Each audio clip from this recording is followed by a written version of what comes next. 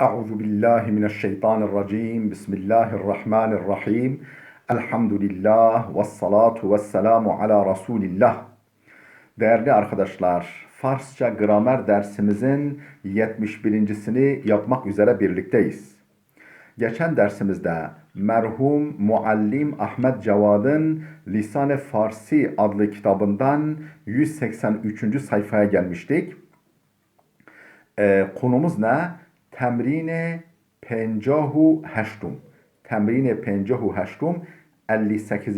temrin. Alıştırma. Ne istiyor bu temrin bizden? Diyor ki Farsçaya tercüme ediniz. Bir parça veriyor. Türkçe yani Osmanlıca olarak veriyor. Onu Farsçaya çevirmemizi, tercüme etmemizi istiyor. Okuyoruz. Efendim parça parça okuyup Farsçaya çeviriyoruz. Diyor ki Erdeşir asker komandanlığında meşhur olduğu kadar Erdeşir isimli şahıs asker komandanlığında meşhur olduğu kadar idare-i memalik yani memleketleri idare etme ve vaz-ı kavanin hususunda da ve vaz-ı kavanin yani memleketleri idare etme ve kanun vaz etme, kanun koyma hususunda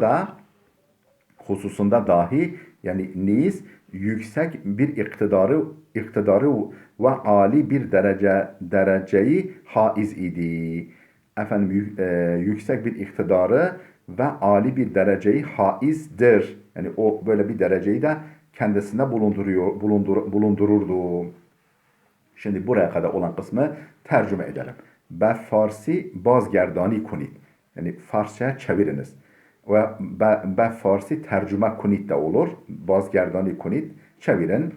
Erdeşir به همان اندازه که در فرماندهی سربازان آوازه دارد efendim Erdeşir hemen اندازه ki yani aynı derecede der fermandehi serbazan avaza daret.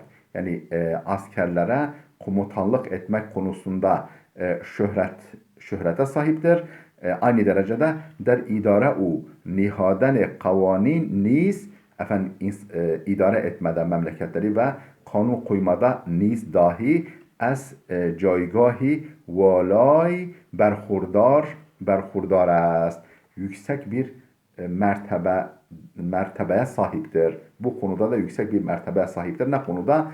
Efendim der idare memalik, memleketleri idare etme ve kavanin ve nihadene kavanin, kanun koyma konusunda niz dahi az caygahi valay yüksek bir makamdan berhurdar است. Yüksek bir makam sahiptir bu. Peki ikinci paragrafımız Karname ve Adabul Ayş onun telifatındandır. Karname ve Adabul Ayş isimli iki kitap onun eserlerindendir. Karname'de esfar ve muharabat tafsilatı ve kitab-ı sanide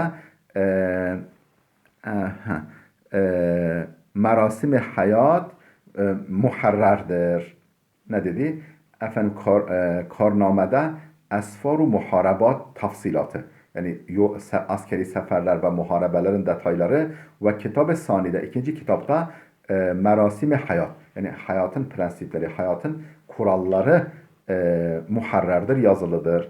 Bu iki kitap ahaliye İran nezdinde o kadar muteber idi ki yani İran ahalisi nezdinde o kadar makbul ve muteber idi ki Nuşiravan emretti, Nuşiravan, meşhur Nuşiravan adil emretti ta ki onlardan çok nüshalar yazarak yani onlardan çok nüshalar çoğaltılarak memalikin her tarafına yani memleketin etrafına her tarafına göndersinler ve halk hüsn-i ahlak sahibi olsun ve insanlar böylece o kitapları okuyarak güzel ahlak sahibi olsunlar.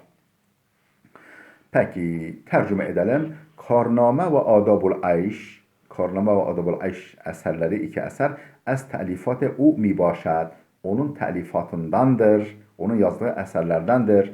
Der Karname tırnak içine Karname isimli eserde tafsilat-ı seferha ve cengha yani askeri seferlerin ve savaşların tafsilatı ve der kitab-ı Dumeş ve onun ikinci kitabında Rusum-i Zindagi رسوم زندگی hayat prensipleri ve adab raftar ve yani adab muaşeret yani davranış adabı nüvişte şude است yazılı bulunmaktadır.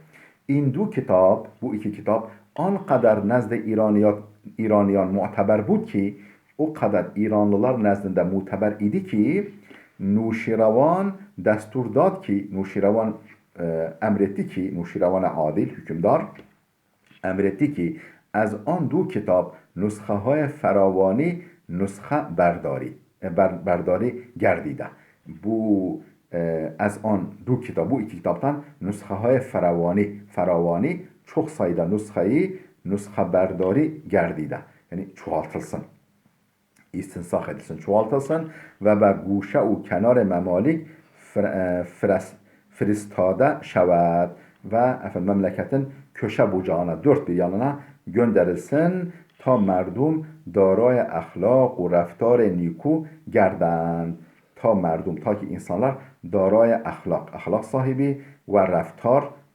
muamele sahibi raftar niku iyi muamele sahibi olsunlar gerdend yani güzel ahlak ve güzel adab sahibi olsunlar. Peki da okuyoruz. Türkçesini Farsça çeviriyoruz. Meşhurdur ki Erdeşir büyük büyük özelliklerine rağmen Zerdeşt dininde mutaassıp idi. Zerdüştilik, Zerdüşt diyoruz ya Zerdüştilik dininde mutaassıp idi ve halkı işkence ile o dini kabule icbar ederdi ve halkı işkence ile o dini kabul etmez zorlardı. Eyyam fetretu hercu meşte yani o boşluk döneminde ve anarşi kargaşa döneminde şeriat Zerdeşt dahi Zerdüşt'ün şeriatı dahi muhmel kalarak, ihmal edilerek millet bin muhtelif kısma ayrılmış idi. İnsanlar bin çeşit kısma ayrılmış idi. Buraya kadar tercüme edelim. Meşhur است ki Erdeşir با وجود ویژگی‌های بزرگی ki داشت meşhurdur ki vice hasiyet, hususiyet yani büyük sahip olduğu yani büyük hususiyetlere sahip olmanın yanı sıra buna rağmen yani böyle bir hususiyetleri olmasına rağmen yüksek hususiyetleri der pabendi be din Zerdeşt mutaassıp ve sersaht bud. Der pabendi yani bağlılıkta be din Zerdeşt Zerdüşt'ün dinine bağlılıkta mutaassıp. O dine bağlılıkta mutaassıp yani tutucu, fanatik ve sersaht bud ve sert tavizsizdi ve merdum ra be şikence ve zur vadar be peziruş an minumud ve merdum ra ve insanları be şikence yani işkenceyle ve zorla vadar be peziruş an minumud bu dini kabul etmeye zorlardı. İşkence ve zorla o dine kabul etmeye mecbur ederdi. در روزهای فتره و هرج و مرج o fetret, boşluk ve kargaşa, anarşi döneminde şeriat Zerdeşt ihmal gerdide bud. Zerdüşt'ün şeriatı yasaları da ihmal ediliyordu ve merdum be desteهای گوناگون جدا شده بودند. ve merdum be desteهای گوناگون çeşit gruplara cüda şuda budan birbirinden ayrılıyor. Çeşitli gruplara ayrılarak birbirinden uzaklaşıyorlardı. Peki devam ediyoruz Türkçesini okumaya. Ve muhakkaktır ki Salatın-ı Kadime'den yani eski sultanlardan birçok Yunanilerin mezhebine meyil göstermişlerdi.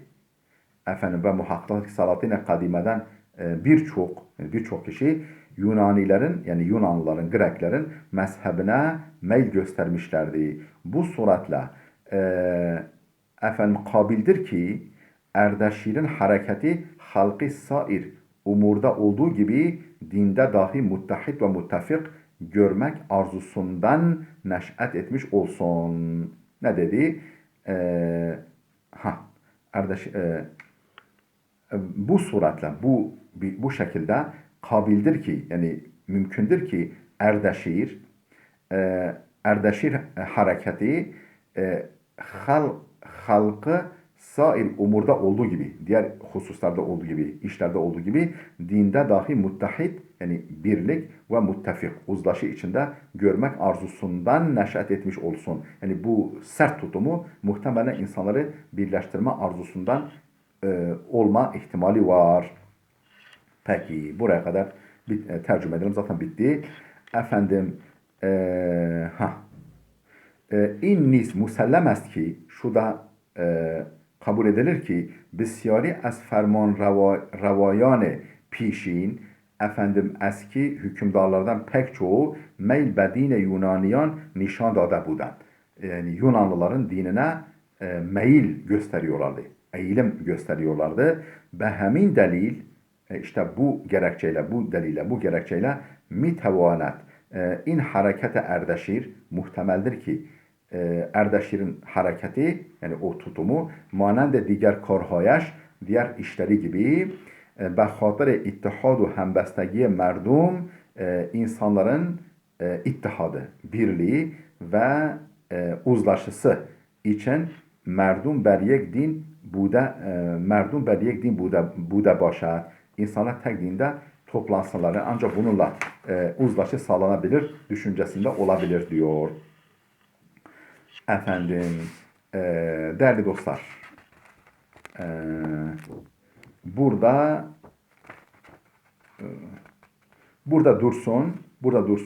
Videomuz fazla uzamasın. Gelecek dersimize kadar Allah'a emanet olun.